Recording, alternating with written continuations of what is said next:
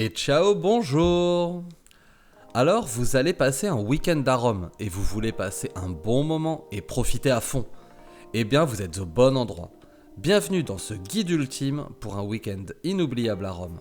Dans cette vidéo, on va parler des lieux à voir, des restaurants à Rome, des transferts depuis l'aéroport, d'où loger à Rome et de comment préparer son séjour pour pouvoir profiter sans se prendre la tête et juste apprécier le moment. Alors, quels sont les lieux incontournables à voir à Rome ?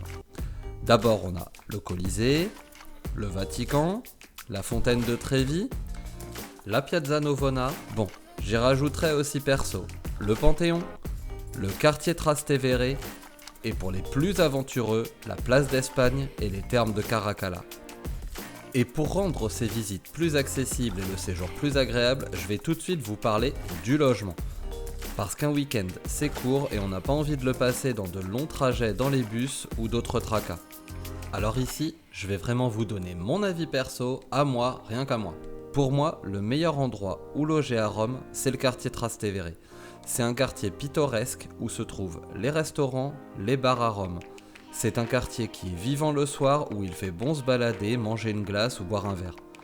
Ce quartier est à maximum 30 minutes à pied de tous les monuments à voir absolument, que ça soit le Colisée ou le Vatican. Le quartier est vivant la nuit, mais d'après mes expériences, j'ai jamais eu de problème de bruit. Comme je vous l'ai déjà dit, c'est LE quartier des restos à Rome, ce qui permet entre autres de pouvoir rentrer se poser une heure après avoir passé la journée à marcher, pour ensuite ressortir manger sans avoir loin à aller et finir la soirée en se baladant dans les ruelles pavées de ce vieux quartier populaire à l'ambiance village en plein cœur de la capitale et profiter de tous les détails de ce quartier culturel de Rome. Vous y trouverez tout ce dont vous avez besoin et peut-être que vous le remarquerez aussi, mais à Rome, le matin c'est tout doux. Alors, si vous souhaitez trouver un endroit tranquille où déjeuner, à la Piazza Trilussa, vous avez un café qui s'appelle le Meccanismo, dans lequel vous pouvez déjeuner que ça soit local ou continental. Et c'est pour ces raisons que pour moi, le quartier Trastevere c'est le spot où rester pendant un séjour à Rome. Et donc, si on part là-dessus, on peut voir que tous les lieux incontournables qu'on a vus, comme le Colisée, le Vatican, la Fontaine de Trévi et même la Piazza Navona, se trouve à peine à 30 minutes à pied de notre hôtel ou BNB selon chacun.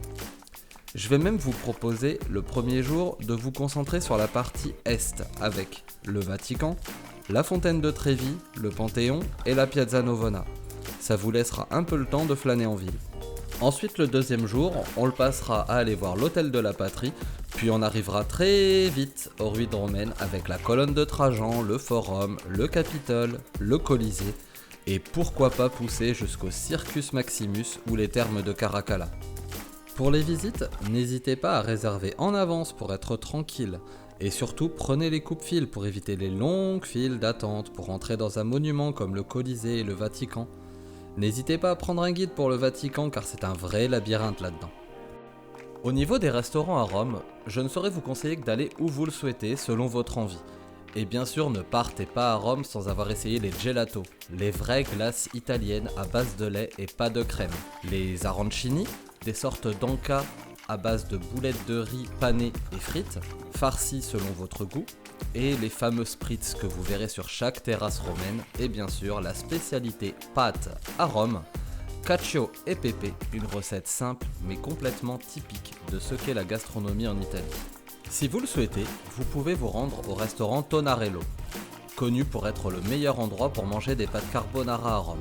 Mais vous devriez le voir comme une activité touristique plus que comme un restaurant.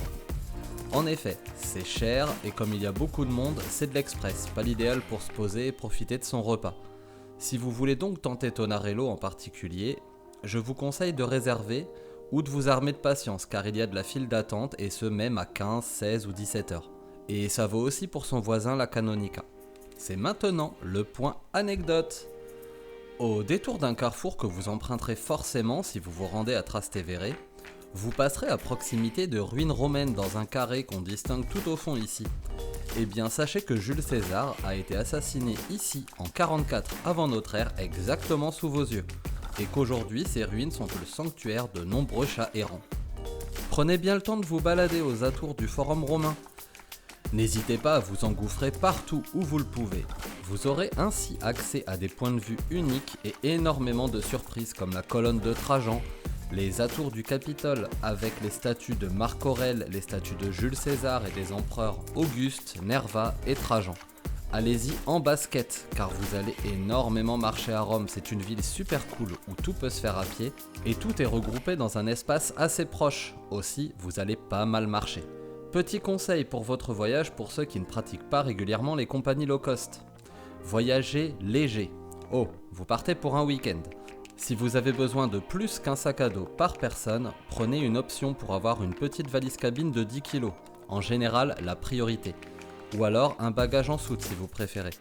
Bien sûr, on n'oublie pas que les liquides de plus de 100 ml en cabine sont toujours interdits à ce jour, donc mettez-les en soute ou prenez des petits flacons. Et bien entendu, une carte d'identité et un passeport valide. Pour les transferts depuis votre aéroport à Rome. Pour ceux qui arrivent à Rome Fiumicino, prendre le train Léonard de Vinci qui amène directement à Rome Termini, qui est la gare centrale de Rome. Le trajet se fait en une trentaine de minutes, la gare se situe en face du terminal 3 au deuxième étage, il faut passer par l'intérieur des terminaux. Si vous venez d'atterrir à Rome Fiumicino, suivez bien les panneaux train qui vous emmèneront au deuxième étage. Ensuite, il vous suffit de suivre les panneaux pour Stazione Fiumicino Aeropuerto et vous arriverez à la gare de l'aéroport. Pour ceux qui arrivent à Rome Ciampino, il faut d'abord prendre un billet pour Rome Termini aux bornes. Il y a une navette qui vous amène en bus jusqu'à la gare de Ciampino qui, elle, se trouve en dehors de l'aéroport, et ensuite un train qui vous emmène également à Rome Termini. Pour les transferts depuis la gare Termini jusqu'à votre location, ça va dépendre d'où se trouve votre logement.